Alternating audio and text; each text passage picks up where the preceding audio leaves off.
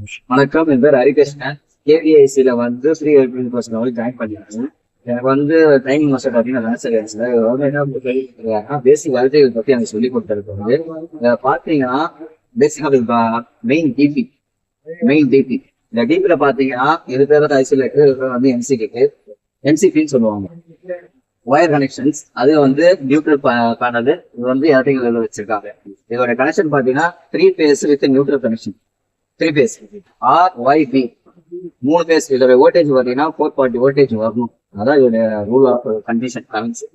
இதுல பாத்தீங்கன்னா மெயின்ல வந்து டிஸ்ட்ரிபியூட் ஆகி 2 பார்ட் ஆஃப் வேவா பண்ணியிருக்காங்க. ஒண்ணு வந்து லைட் ஃபேனு லோ லோடு கொடுக்குற டிஸ்ட்ரிபியூட்டர் பாயிண்ட் தான் இது கொடுத்துருக்கோம். இதை ஒரு எம்சி கிட்டா வச்சு யூஸ் பண்றதுக்கு இதுல இருந்து பாயிண்ட் எடுத்து வந்து மெயின் மியூசிக்கா வச்சுட்டு மெயின் மியூசிக்ல இருந்து எல்சியா போட்டு கொடுத்துருவோம் ஃபுல்லாவே.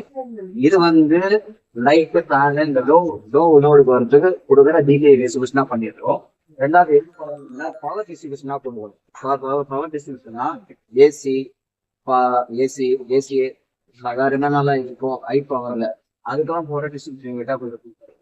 ஸோ இது எதுக்காக இது மாதிரி பண்ணி வச்சோம்னா தனித்தனியா பண்ணும்போது தான் எந்தெந்த இடத்துல எதாவது பிரச்சனை ஆச்சுன்னா இதுல ட்ரபிள் ஷூட் ஆகும்போது நான் இங்க இருந்து வேவ் ஆஃப் லைன்ல போய் பார்க்கும்போது செக் பண்ணி அதோட ப்ராப்ளத்தை கிளியர் பண்ணிட்டு எனக்கு உதவியா இருக்கும்.